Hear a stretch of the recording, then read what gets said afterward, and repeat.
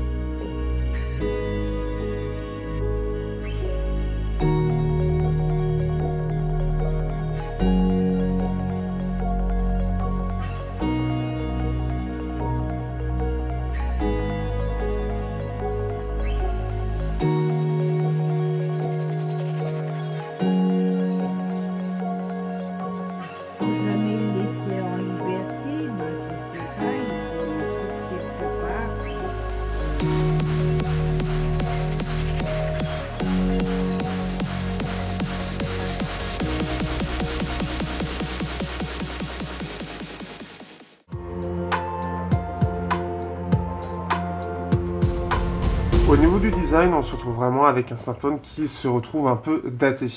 Alors, on va parler un petit peu de ce qu'il y a déjà. Donc, on peut voir la bordure en bas, la bordure en haut avec le haut-parleur côté téléphone, la caméra de façade, la petite marque Nokia, chose que j'apprécie toujours d'ailleurs, puisqu'aujourd'hui, on n'a plus du tout de marque affichée sur les téléphones.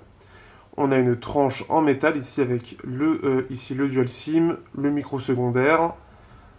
Ici, vous avez le volume et le bouton Power. En dessous, vous avez donc l'USB-C, le haut-parleur et le micro primaire. Au dos, vous avez juste une façade en verre qui est incurvée avec donc ces 5 capteurs photo, ici avec donc le flash en plus et l'autofocus, enfin le système laser pour l'autofocus avec la mention Zeiss pour bien préciser qu'il y a toujours les objectifs Zeiss. On a bien sûr Nokia qui est affiché ici, qui est d'ailleurs affiché tout en longueur, donc ça c'est assez intéressant, et le fait qu'il fasse partie du projet Android One.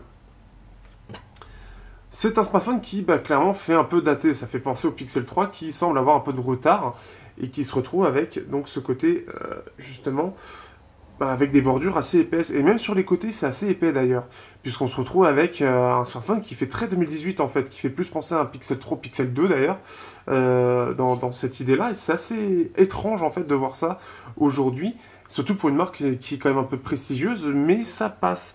L'avantage en fait c'est que c'est quand même symétrique. Par contre c'est que c'est épais, c'est même plus épais que les bords du Meizu 16e. Donc là-dessus ça manque un petit peu du côté haut de gamme. Après je pense que ça coûtait tellement cher au niveau du capteur que bah, ça a été des concessions qui ont été faites.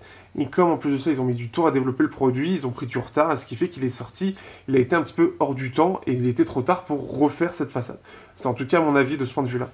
Au-delà de ça, on a un côté très premium au niveau du toucher. On a donc cette façade en verre qui est très lisse. Par contre, attention, elle aura tendance à se rayer. Et attention, en plus de ça, encore une fois, ça peut se rayer. Et moi, je l'avais reçu, il y avait une rayure ici entre les objectifs. Il y a eu d'autres rayures depuis, bien évidemment, à l'utilisation. Les rayures d'usure aussi sur les coins. Donc, ce qui fait que forcément, ça, c'est le petit souci. Ce qui est dommage, c'est que Nokia ne propose pas de protection. Ce qui aurait été bien, surtout pour protéger les capteurs, sachant qu'en plus, ils sont directement dans le verre. Il suffit qu'en plus de ça, on le casse. Et ça m'est arrivé avec le Honor 8, qui était dans le même principe, qu'on casse un coin et que ça passe devant un des objectifs et ça peut détériorer la qualité d'image. Alors c'est un petit peu particulier ici, donc ce qui fait que, comme il y a les 5 capteurs, et j'en reparlerai parce que j'ai fait une petite expérience sympathique, ça permet de combler ce petit défaut. Donc ce qui fait que c'est un design qui est daté mais qui reste premium en fait, c'est surtout ça. Et ce qui fait que moi j'apprécie, en tout cas j'apprécie bien ce design, le design est vraiment bien, sauf la façade, mais elle est vraiment bien. J'apprécie quand même le côté Nokia, comme je le disais juste avant, puisque le côté Nokia, bah voilà, dès la façade, on reconnaît le téléphone, surtout qu'aujourd'hui toutes les façades se ressemblent, et le fait qu'on ait Nokia, on sait quel est le modèle de téléphone, en tout cas on connaît la marque, donc on peut se dire, tiens, il est très joli celui-là, peut-être que ce serait mon futur achat, et tiens, et si on allait regarder. Alors qu'aujourd'hui, vous prenez n'importe quel autre smartphone, et cherchez la marque. C'est plus compliqué. Donc ce qui fait que c'est sympathique. Au-delà de ça, dans le design de ces 5 capteurs photos, ce que j'aime bien, c'est le côté un peu hexagonal qui sont faits et qui en fait passe très bien. Je trouve que visuellement, en fait, on n'a pas cette idée où ça fait trop, où ça fait un gros bloc, comme par exemple ce que proposent les rumeurs pour le futur Pixel 4 ou l'iPhone 11 avec ce bloc carré dégueulasse, où ça fait énorme, ça fait imposant, même par rapport au Mate 20 Pro. On aurait pu croire à quelque chose de délimité justement, mais ce n'est pas le cas, c'est vraiment dans le verre, et ce qui fait que c'est un côté beaucoup plus léger, et ça donne pas cette impression de prendre toute la place, ça donne pas cette impression de lourdeur d'objectif qui en est trop. Comme c'est bien designé, c'est agréable en fait visuellement, ça passe bien, c'est bien fait, on sent qu'ils ont cherché à intégrer de façon la plus visuellement acceptable possible ce design, et c'est assez réussi. Donc c'est bien fait de ce point de vue-là. Le côté tout brillant avec cette tranche ici qui est de la même couleur, cette tranche en métal, avec le côté les chanfreins qui eux ne sont pas peints, sont vraiment aussi visuellement c'est très joli et ça passe bien, c'est un côté un peu uniforme. D'ailleurs on n'a pas de traces, ce qui montre le côté premium, des bordures en plastique que l'on peut voir devant ou derrière. Plus elles sont visibles, plus ça veut dire qu'il y a eu des concessions de fait sur cette partie-là. Donc en général, c'est moins premium, ce que j'ai appris il n'y a pas très longtemps. Donc ce qui fait que c'est intégré en fait à tout ça. Et donc on ne les voit pas. Donc il y a un côté vraiment premium qui a apporté au design, même s'il fait un peu daté, il reste vraiment extrêmement premium. Que dire de plus sinon? Je pense que j'ai fait un petit peu le tour. Il n'est pas trop lourd aussi, ce qui fait que c'est assez agréable. Il est pas trop lourd, il est assez agréable. Donc ça c'est bien. Dernière petite chose, on va parler du lecteur d'empreintes qui fait pour moi un peu partie du design et comme ça je ne l'oublie pas. Il est déjà très mal placé. C'est-à-dire que clairement, pour moi en général les lecteurs d'empreintes sont plus en dessous sur les Meizu, les Oppo, les OnePlus. C'est un peu en dessous. Ici c'est un petit peu haut. Et le problème c'est qu'il aura tendance, il aura tendance à ne pas être forcément réactif. Là, bon forcément il a décidé d'être réactif. Et hop. Là, ça a l'air d'aller. Mais pour beaucoup de fois, en fait, à l'utilisation quotidienne, le capteur est un peu lent, en fait. Il est un peu lent, et là, bizarrement, il a décidé d'être réactif. Alors, parce qu'il y a peut-être eu la dernière mise à jour qui fait que. Mais d'habitude, c'est vraiment très désagréable. Et là, il a décidé d'être plus réactif. Donc, soit ils ont abaissé la sécurité, soit ils ont optimisé. Bon, ce qui fait que le lecteur d'empreinte, il y a eu une mise à jour il y a eu quelques jours, je l'ai pas réutilisé depuis, et le lecteur d'empreinte s'est clairement amélioré. Comme quoi. Parce que depuis que je l'ai, je trouvais que justement le lecteur d'empreinte était nettement en retrait, et là il se retrouve plutôt réactif. C'est loin d'être le meilleur, mais ça passe. Et en fait, si je mettais pas le doigt vraiment au bon endroit, ça posait problème. Par exemple, justement là, comme je viens de le faire, ici, là ça devrait poser problème, et là j'arrive à le déverrouiller. Ces derniers temps, je ne pouvais pas du tout. Bon bah, côté positif que je découvre avec vous, c'est que la qualité du lecteur d'empreintes était vraiment mauvaise au départ. Et là elle passe depuis la dernière mise à jour qu'il y a eu juste là pour justement le truc de sécurité de juin qui a été déployé il y a vraiment 2-3 jours. Donc bah, bonne nouvelle.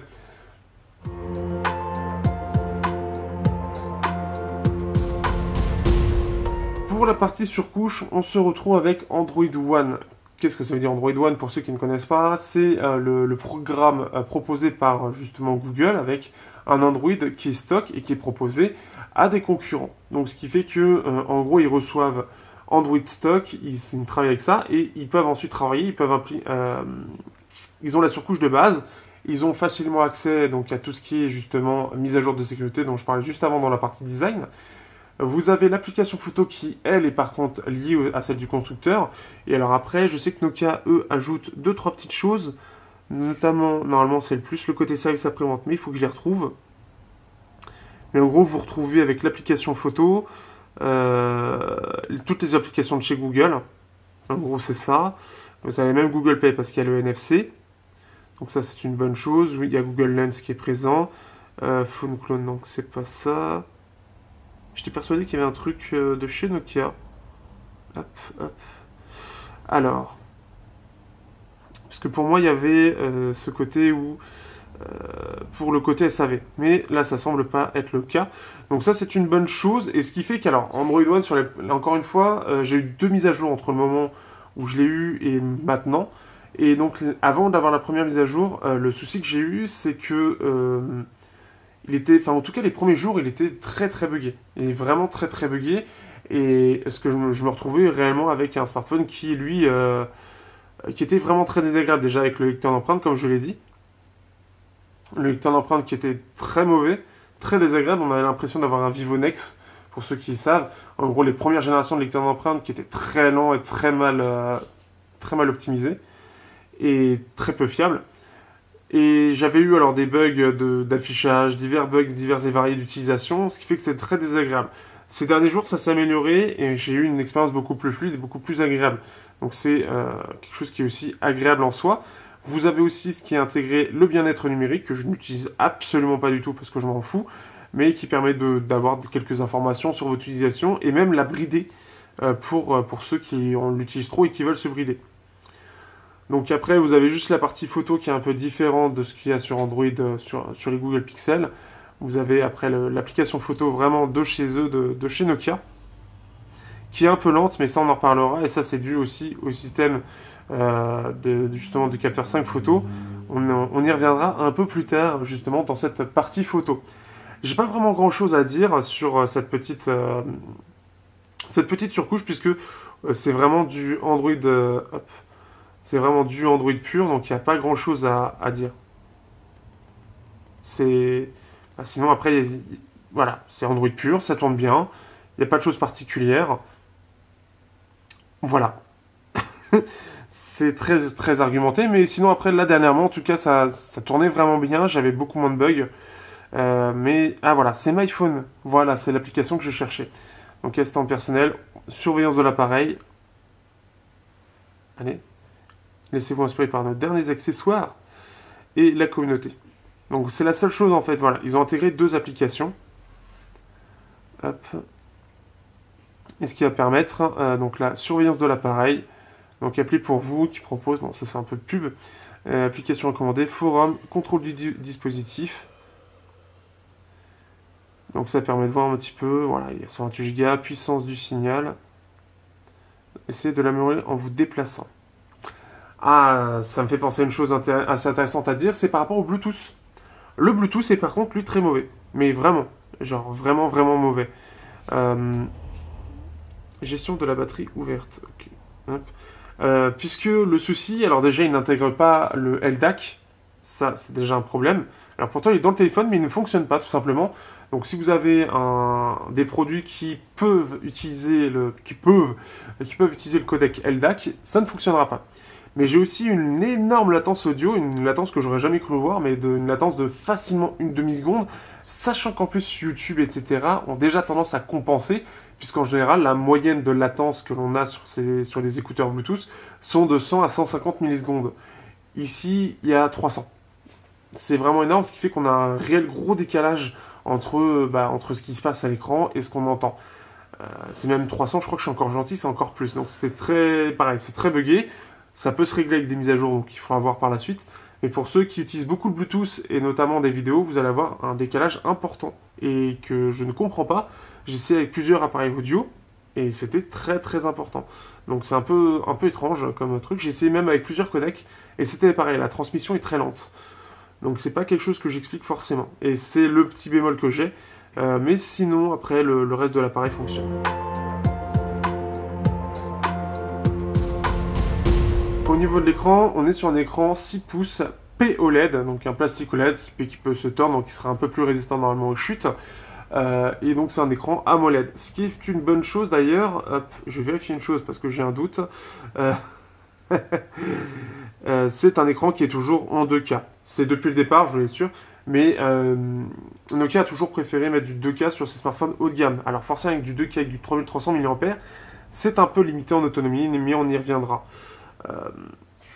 On a un écran qui est assez joli d'ailleurs, qui est assez agréable, qui est intéressant de ce point de vue-là, puisque on va avoir ici un petit système pour quand même pouvoir changer, hop ici, Pure Display, et pour pouvoir changer, donc on peut le mettre en mode basique, cinéma, vif ou dynamique. Donc après à vous de voir. Par défaut, ce sera dynamique, mais sinon, si vous voulez avoir des couleurs qui sont les plus neutres possibles, ce sera plus du côté basique. Un écran qui, en plus de ça, hop, niveau... Donc, au minimum, ce sera très peu visible, même si je le vois encore un petit peu, ça peut être mieux normalement. Et au maximum, ce sera quand même bien puissant. Donc, ce qui fait qu'on a, on a une luminosité qui est vraiment pas mal, qui est dans la bonne moyenne, donc pas de choses spécifiques à dire. Vous avez ce qu'ils appellent le vue coup d'œil, qui est en gros le Always On, qui va s'activer. Donc avec l'écran noir, qui est assez simple d'ailleurs. Allez, active-toi. Non, oui, non. Bon. Voilà. Qui est très très simple.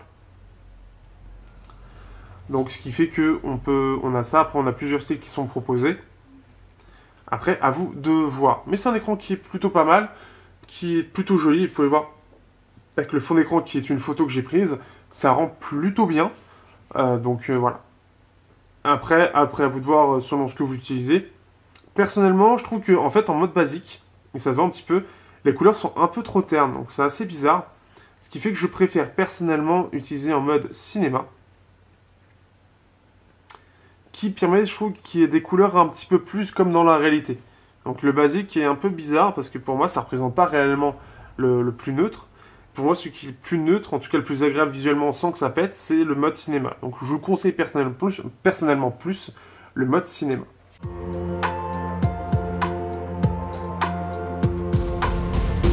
Pour la partie audio, on est par contre là sur une partie audio qui est un peu limitée et qui ressemble un peu à ce que proposent les smartphones un petit peu plus, les petits haut de gamme, comme vous pourrez appeler, puisqu'il n'est que mono.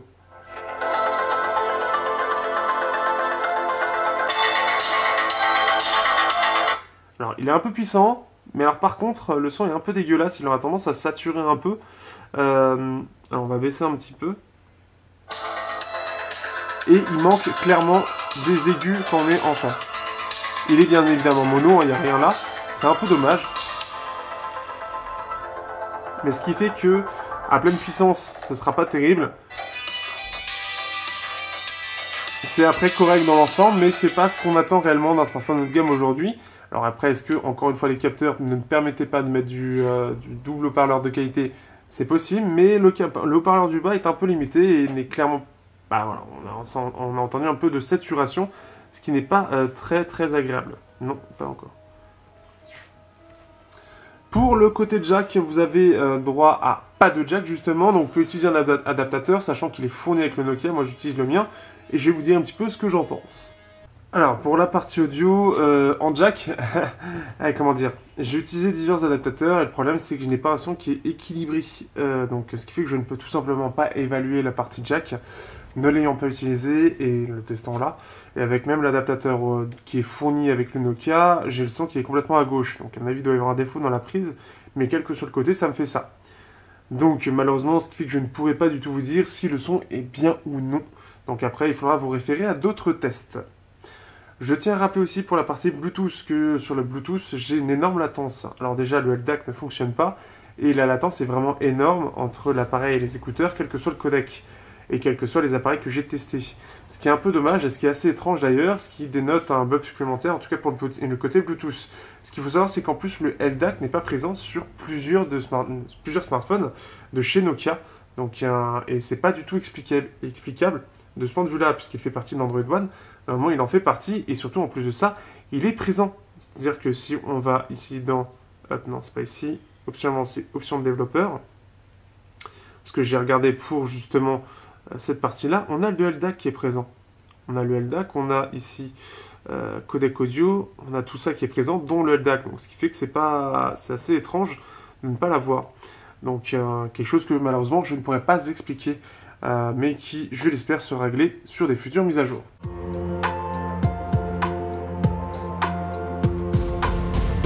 On va maintenant parler de la partie photo. La partie photo qui, comme je l'ai dit, donc il faut savoir qu'elle a été, donc on a des objectifs Zeiss, mais elle a été développée en partenariat avec Light pour ce couple de 5 photos, enfin cet ensemble de 5 photos qui est à fusionner, puisque c'est 5 fois le même capteur, sauf que vous en avez 2 de couleur et 3 en noir et blanc. Ce qu'il faut savoir, c'est que ce sont 5 capteurs IMX 386 que l'on retrouvait notamment sur le Meizu Pro 6 Plus ou le Zenfone 3 que j'avais eu sur ma chaîne. Un capteur milieu de gamme qui avait 3 ans, enfin qui a 3 ans aujourd'hui, et qui, forcément un petit peu vieux, mais cumulé avec cet ensemble, on va voir ce que ça donne. Sachant que chaque pixel c'est 1,25 micromètres, et le tout en ouverture 1.8. Mais tout d'abord, ouvrons la partie photo. Une partie photo qui est assez complète, puisqu'on a la partie photo, on a de la vidéo avec audio Zo, mais pour cela il faut être en 1080p, sinon vous avez de la 4K, ici comme vous pouvez voir, donc soit vous avez 4K Full HD, soit vous avez de la 4K HDR et Full HD HDR. Donc, ça, ce qui fait que c'est plutôt sympathique. Vous pouvez aussi faire des lives directement depuis le Nokia, donc depuis l'application Nokia, ce qui est plutôt cool. Vous avez un petit mode ici pour pouvoir dédoubler, donc y avoir devant et derrière comme ceci. Et même en plus de soi, picture in picture, donc ici. Donc c'est assez complet de ce point de vue-là. Vous avez la petite... voilà, on peut même choisir le micro. Donc il y a vraiment un côté qui est mis en avant pour le côté photo. Vous avez un mode pro qui va permettre de jouer réellement et qui va permettre de faire des photos comme vous le voulez avec les 5 capteurs. Le mode bokeh qui lui va servir justement pour le côté, vous l'aurez compris, bokeh, hein, pour faire vraiment l'amélioration au maximum du côté bokeh, même pouvoir la retoucher juste après. Un mode monochrome qui va jouer avec les 3 capteurs noir et blanc. Et après, bon, vous avez rectangle, pour, voilà, si vous voulez en rectangle, panorama. Et donc, le mode photo classique, on y revient, voilà. Alors, vous pouvez choisir de désactiver ou non la profondeur, donc ça va permettre de retoucher aussi la profondeur après que la photo soit prise. Ou de savoir, en fait, ce que vous voulez, en fait, retoucher la photo, comme ce qu'on avait, pareil, sur le Honor. Donc, si vous voulez retoucher avant ou après l'objet, si vous voulez revoir ou mettre, en fait, là où c'est net et là où c'est flou. Pour être pas très clair du tout. Et ce qui fait que justement, après si on va dans l'appli photo, donc je vais montrer un petit peu, en fait vous allez avoir des photos qui sont faites d'un petit peu de manière particulière. Donc ici on a un mode portrait. On peut faire donc une nouvelle mise au point. Et donc ici, on peut choisir que la profondeur sera là-bas.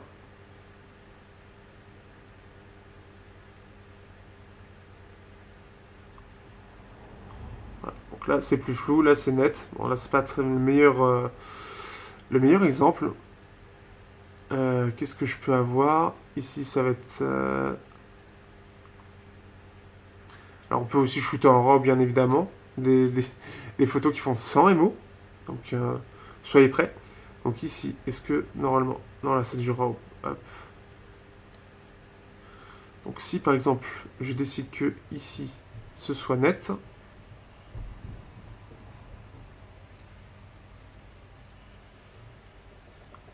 Allez.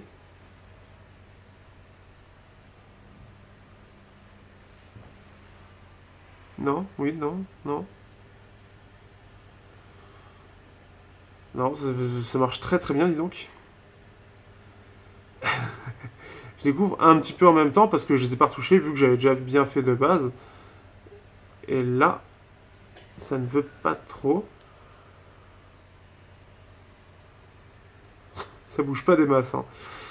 Mais après, sinon, on peut choisir d'avoir, et là par contre ça se voit, d'avoir une profondeur plus ou moins accentuée sur la photo.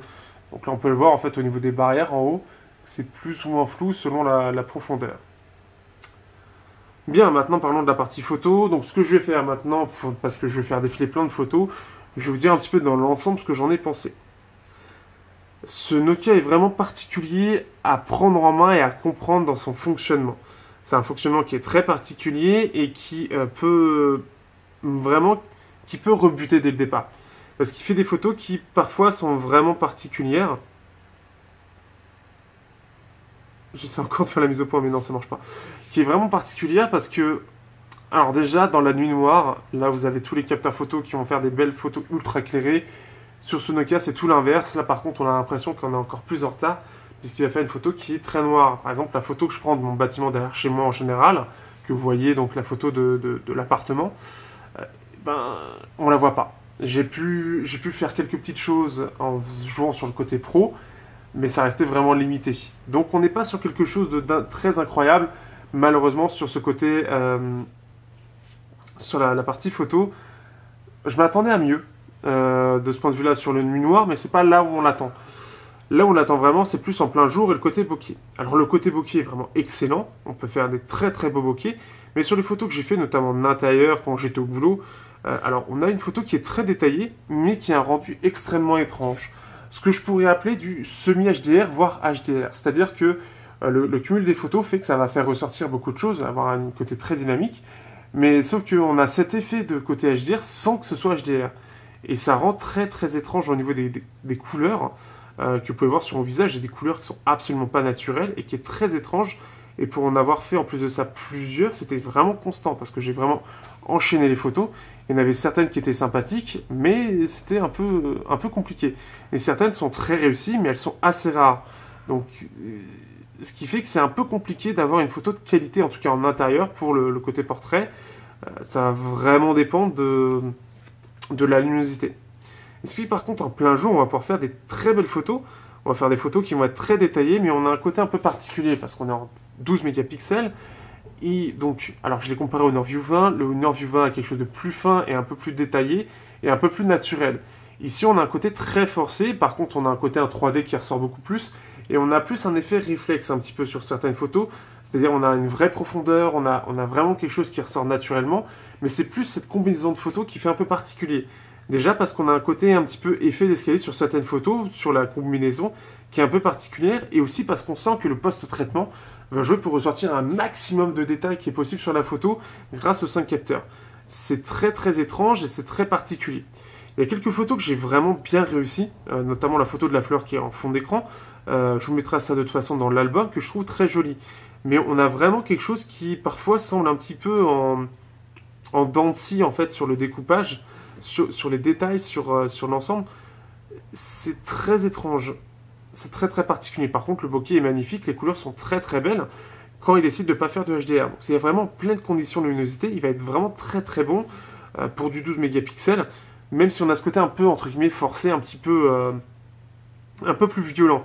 Mais par contre, là où je trouve vraiment très étrange, même s'il a toujours un effet très joli, c'est quand les lumières s'estompent un peu. C'est-à-dire que vous avez deux photos de fleurs, alors normalement que je vais mettre, mais vous avez aussi dans l'album, vous en avez une vraiment plein jour, plein soleil, qui est super jolie, qui est super lumineuse, avec des très très belles couleurs, et où on voit que là, c'est plus en fin de journée, c'est vers les 19h, où on voit que le vert ressort vraiment sur un espèce de vert bleuté. On a une photo très étrange en termes de couleurs, et c'est pas les seuls comme ça. Il y en a plusieurs qui vont ressortir de façon très très étrange, parfois avec ce côté un peu HDR qui ressort trop haut, ce côté beaucoup trop net qui essaie de ressortir, et ça fait des photos qui sont visuellement, elles font à la fois waouh, le bokeh, le sujet c'est détaillé, puis en même temps les couleurs elles sont étranges. Ce qui fait que c'est bizarre, et parfois on a une sensation de netteté sur la photo, mais pas du tout. C'est très très particulier. Ce qui fait que le Nokia, ce Nokia 9, alors je m'attendais à un peu mieux quand même, mais quand on est en plein jour, on fait de très très belles photos.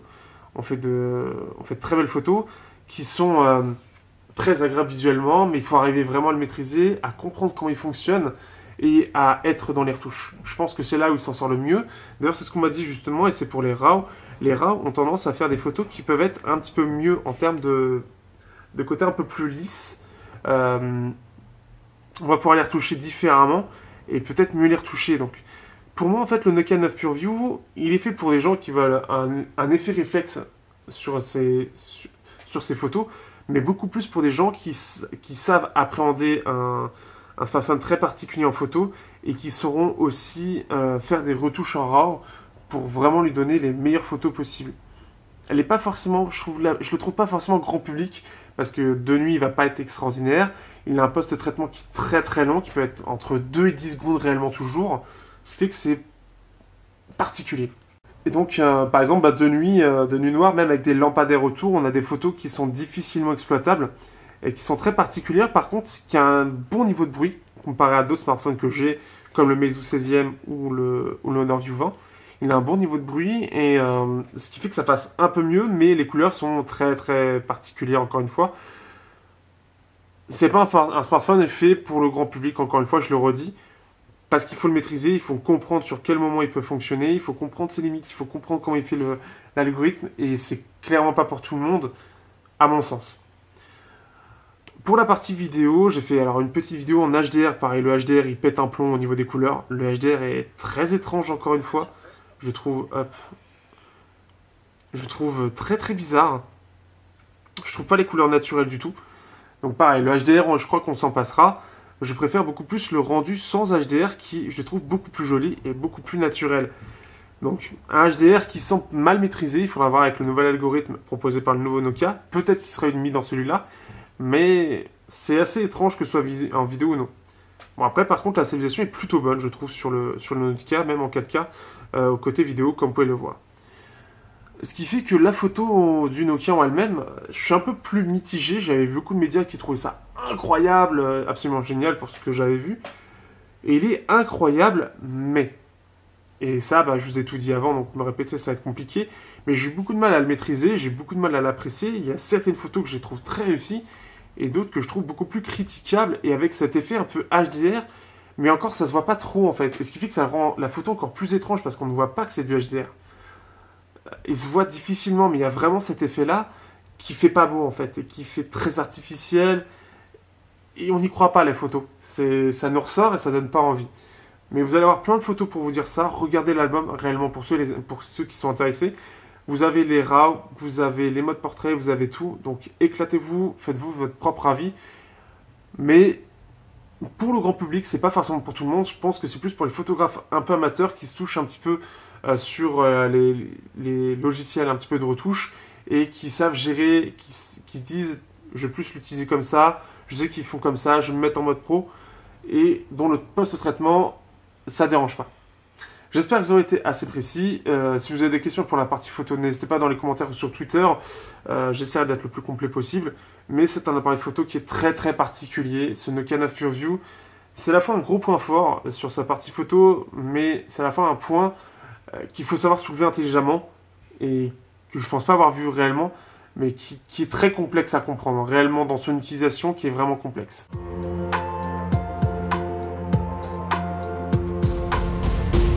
Au niveau de l'autonomie, on est sur une batterie de 3300 mAh avec l'écran 2K, l'S-Snapdragon 845, et on se retrouve avec une autonomie qui est de, là ici par exemple, j'ai fait 2 heures, il me reste 53% de batterie, ce qui n'est pas terrible. Et ce qui fait qu'en fait on se retrouve à peu près avec une autonomie similaire à chaque fois, donc en gros on est entre 4h et 4h30 écran allumé, donc similaire avec ce qu'on a sur un Pixel 3, et ce qui fait que c'est assez moyen. Ça a toujours été moyen sur les Nokia, ce qu'il faut savoir, ça a toujours été le cas dû à l'écran 2K et la batterie qui reste assez petite. En général, avec du 3300, il vaut mieux tabler sur du 1080p pour avoir une bonne autonomie, les 2K étant trop consommateurs, et on le voit encore ici. Ce qui est un peu dommage, puisque là on se retrouve donc forcément avec une autonomie qui est limitée, et qui va faire à peine la journée, qui pour moi ne fait absolument pas du tout la journée, et qui est clairement dans la basse moyenne, puisque comme je l'ai dit, ça se compare au Pixel 3, qui est clairement pas un modèle de réussite sur l'autonomie. ou par exemple le IS10E, on est à peu près sur le même type d'autonomie. C'est un peu dommage, donc ce qui fait que c'est pas quelque chose que je conseille si vous voulez un smartphone qui tient toute la journée. Si vous avez une utilisation modérée, ça peut passer, mais si vous avez une utilisation assez intensive, par exemple comme j'ai, c'est mort. Donc ça, c'est la première chose. Après, vous avez bien évidemment du Quick Charge 3.0 pour pouvoir le recharger rapidement, comme d'habitude. Donc ça, c'est ce qui fait que vous l'avez en 1h30, comme d'habitude.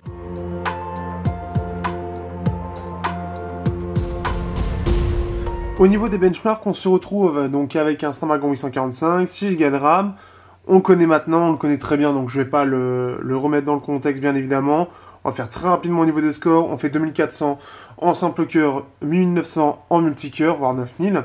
On va passer directement à l'autre chose, c'est plus le photo test, qui permet de voir que donc les performances descendent au fur et à mesure du temps. Et donc on passe à 90% au bout de 7 minutes et demie. Et à 7 minutes et demie pile, on passe à 80% d'un coup et il reste stable ensuite. Donc il se met très vite, sachant que là il fait un peu chaud, il fait 27 degrés à l'heure actuelle au moment où j'ai fait le test. Donc ce qui fait qu'en termes de fiabilité, c'est un peu plus chaud que ce que j'ai d'habitude là où je le fais donc à mon travail, où il y a la climatisation, et donc ce qui permet de voir ça. Vous avez donc ici, ensuite, on va passer directement à GFX Bench. Et donc ici on est à 929 frames, donc ici on commence à 1929, sachant qu'encore une fois on est en Quad HD. Et donc, alors on va descendre un petit peu, hop, la luminosité pour le montrer ici. Donc vous pouvez voir que ça descend très vite pour aller à 900. Sachant que donc là, ils maîtrisent bien. Ils mettent en 2712 x 1440, hein, donc on est vraiment sur du quad HD. Et donc, il perd 13% sur les une demi-heure. Et donc à 929 frames. Alors c'est un peu en dessous de ce qu'on peut trouver en 2K en général, mais là on est sur du Snapdragon 845. En général, on est plus vers les 1200. Donc ce qui fait que vers les 1200 en général, c'est un peu plus... c'est un peu mieux. Là, ça va pas être catastrophique non plus, on va le voir juste après sur PBG. Mais ça reste en deçà de ce que j'ai vu normalement pour du 2K. Parce qu'en général, on est plus à 3000, 3400 en 1080p au tout départ. Là, en 1929, c'est très bon. Et après, on descend très vite normalement pour... en 2K, normalement, on est à la moitié, donc 1200. Enfin, 1500, c'est même plutôt ça. Là, on est à 929, donc il se bride beaucoup. On va voir maintenant en jeu ce que ça vaut.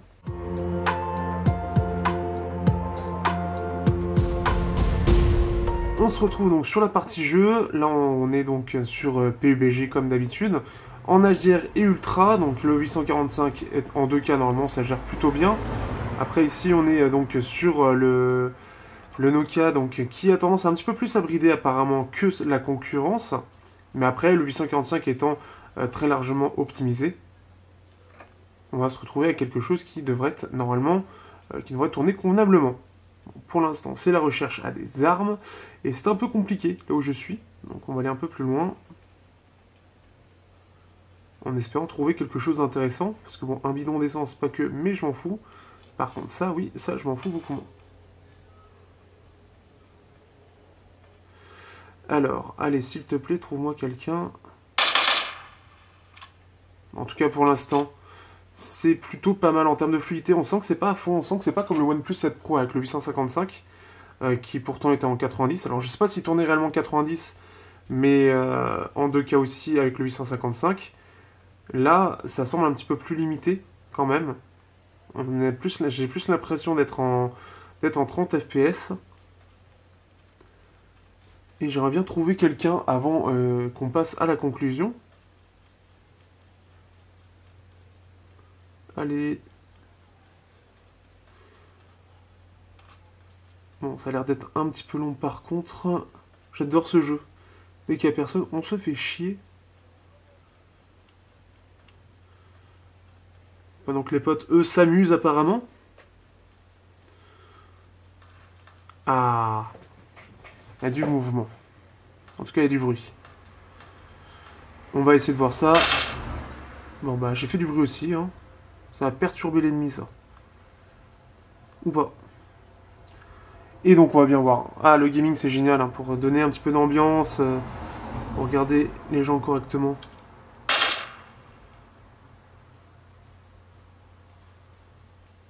Allez, on se dépêche.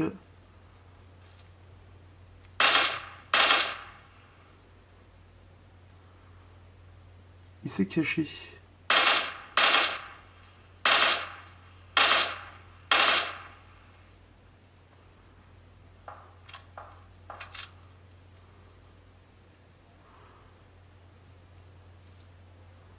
Bon, il est derrière moi, mais apparemment c'est fini. Et l'autre, il est en train de se cacher, mais non, tu ne te cacheras point. Bonjour monsieur. Voilà. Ça c'est fait. 3 minutes, bon. 3 minutes pour avoir un mec, c'est long. Hein.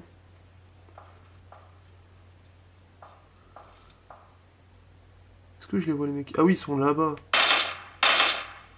Ils sont un peu loin. Bon, on va essayer au cas où, mais ils sont un peu loin.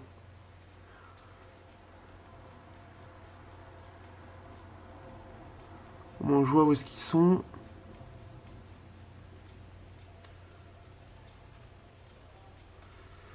Allez, c'est l'heure de vérité, plus vite.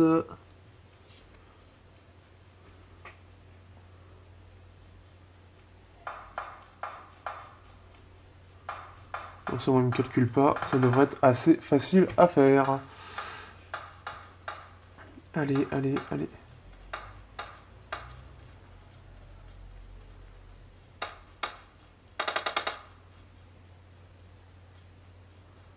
Il est où le mec? Ah bah oui. J'adore le tactile, c'est génial.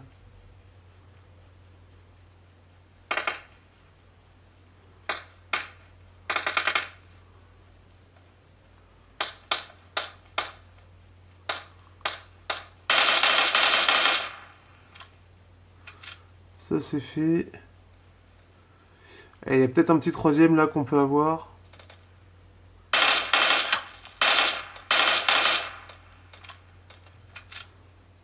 Et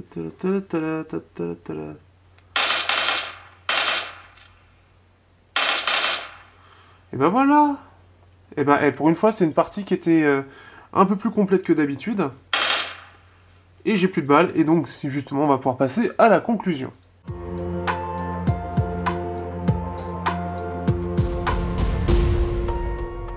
Alors que penser de ce Nokia 9 PureView? Eh bien, c'est un smartphone qui est un peu particulier. À la fois, il est réussi, mais d'un côté, il fait un peu daté. Je crois qu'il a pas mal descendu en prix, mais lors de sa sortie, à 700 euros, il faisait un peu palo face à la concurrence. Je vais regarder vite fait un petit peu le prix de ce Nokia à l'heure actuelle. Le problème, c'est il se met face vraiment à la concurrence, les S10, OnePlus, bon, iPhone non, je ne mets pas dedans. Mais notamment bah, le Galaxy S10, enfin tout ce qui est les dernières sorties, tout simplement avec la Snapdragon 855, il a du mal à être réellement intéressant face à la concurrence parce qu'il est un petit peu en retard. Alors on peut le retrouver à 546 euros. Ce qui peut faire la différence et ce qui fait que ça vous intéressera, c'est le côté. Alors l'appareil photo qui est. Alors il est moins user-friendly qu'un Galaxy S10 ou autre. Parce que bah, il est quand même compliqué à prendre en main dans le sens où dans les photos il va falloir savoir gérer. Il est plus intéressant à utiliser en RAW. Il fait des photos qui sont un petit peu HDR mais pas trop, qui ont rendu un peu particulier. Et c'est pas aussi simple en fait qu'un S10 où on shoot terminé et ça peut être mis sur Twitter. Sur celui-là, il va falloir peut-être un peu plus retravailler la photo, ça va être ce genre de choses, mais il y a quelques photos qui sont très réussies, mais par rapport à ce que c'est censé être, par rapport à ce qui est vendu, par rapport à ce que j'ai vu, c'est pas autant le cas que ça. Et si vous regardez encore une fois l'album photo, il y a des photos qui ont des couleurs très étranges et que bah, quand je regarde l'écran, ou d'autres écrans, hein, même sur mon écran de PC qui est maintenant meilleur, par rapport à la réalité, j'ai pas l'impression que c'est la même photo. J'ai pas l'impression que les couleurs sont agréables en fait. Et il y a quelque chose qui perturbe un petit peu, ce qui fait que j'aime pas trop. Alors après, il faudra voir avec l'algorithme, mais je pense que c'est aussi le problème justement de ce téléphone, c'est que la partie photo c'était un pari ambitieux, mais qui a été très compliqué à gérer, qui a été très compliqué à intégrer, et ce qui est complètement possible, hein, parce que on est quand même sur 5 capteurs photo à faire travailler ensemble pour prendre la même photo, les combiner et d'avoir une photo qui soit belle. Surtout que les 5 sont vraiment dépendants entre eux, puisque c'est 2 couleurs et 3 noir et blanc. Il y a ça. Chose que je n'ai pas dit lors de la partie photo, c'est aussi, au-delà du temps de traitement, qui peut être de 2 à 10 secondes, c'est que ça fait beaucoup chauffer le smartphone, parce que bah, justement, il doit traiter toutes les photos, et dès que vous allez en faire un peu beaucoup, Vous allez voir plein de fleurs, vous allez faire tac tac tac, vous prenez dans tous les angles, etc.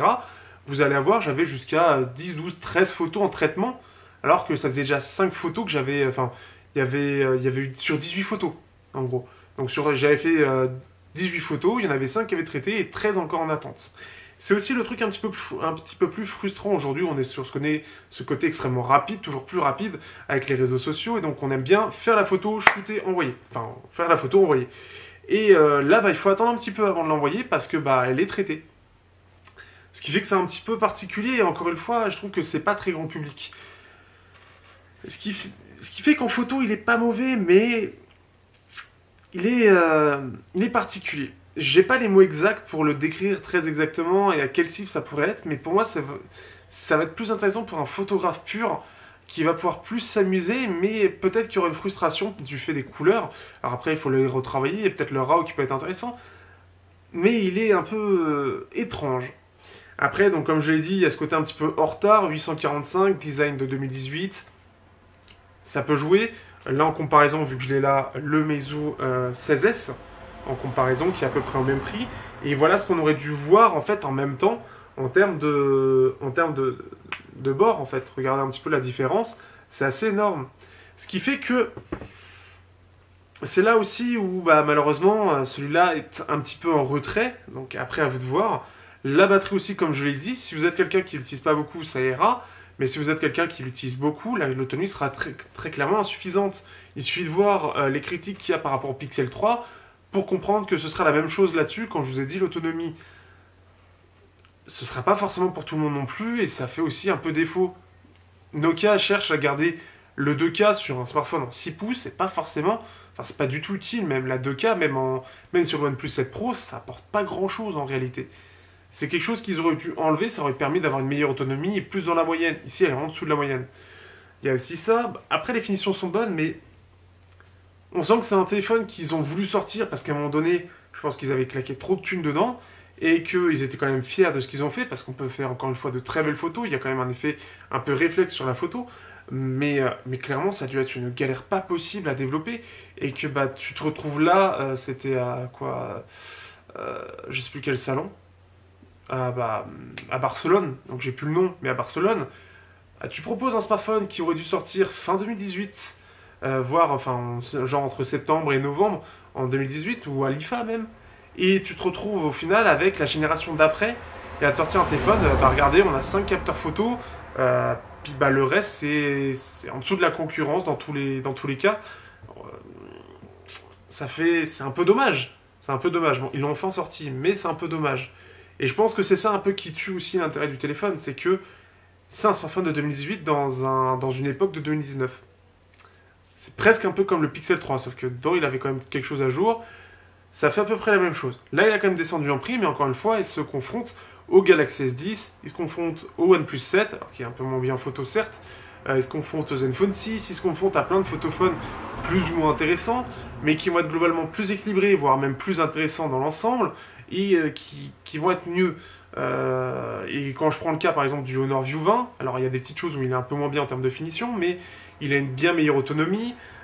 Il a, bon le suivi c'est à peu près, c'est un peu particulier chez Honor en ce moment, mais il a une meilleure autonomie, il va y avoir des meilleures performances aussi.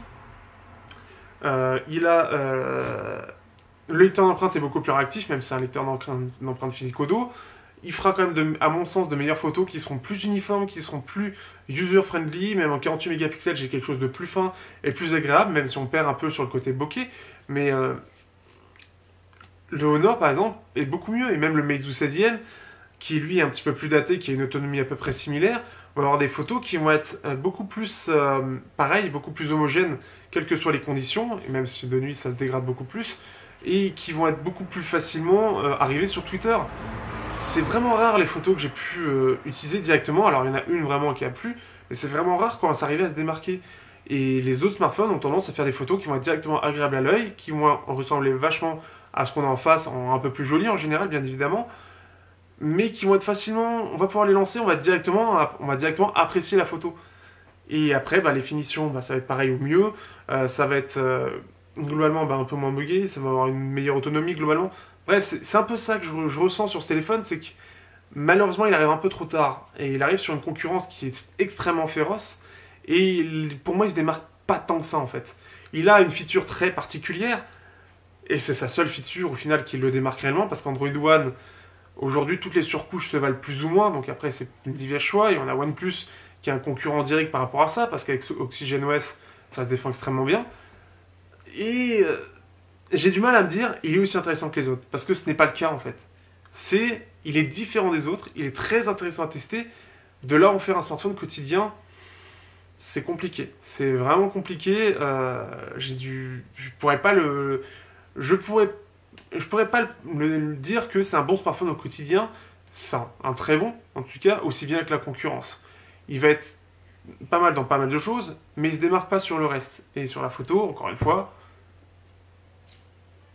ça vaut pas un S10 à mon sens, ou un Pixel 3, hein, dans le même style, un petit peu plus hors de prix on va dire. Ça vaut pas un Pixel 3 qui est plus facile à utiliser au quotidien. Donc là-dessus, Nokia a une bonne idée, et à la fois une idée qui, à mon avis, les a beaucoup plombés, qui est une idée où au moins ils ont eu l'ambition de la faire, ils ont eu les couilles de la faire, hein, clairement, parce qu'il faut le faire, hein, 5 capteurs, il faut travailler dessus, et le résultat est clairement pas mauvais. Mais je m'attendais un peu mieux quand même. Je pense que j'aurais beaucoup répété les choses pour cette conclusion, mais vous aurez compris que je suis très mitigé par rapport à ce smartphone qui est très particulier à voir, en fait, à se dire est-ce qu'il est bien, est-ce qu'il n'est pas bien. Mais c'est un smartphone qui laisse pas indifférent dans tous les cas, qui est intéressant à tester, qui est intéressant à voir en termes de photos. Et sur ce, bah, je pense que j'ai tout dit. N'hésitez pas, donc si vous voulez me soutenir, vous avez les liens Amazon qui me permettent de ramener une petite commission. Vous avez bien évidemment Tipeee, vous avez Utip, et merci les tipeurs d'être toujours présents. Utip pour le côté pub si vous voulez me soutenir en regardant juste des pubs. Et bah après, n'hésitez pas aussi en soutenant, likant, en partageant, etc. Sur les réseaux sociaux. Merci à vous et je vous dis à bientôt pour un prochain test sur Technoid.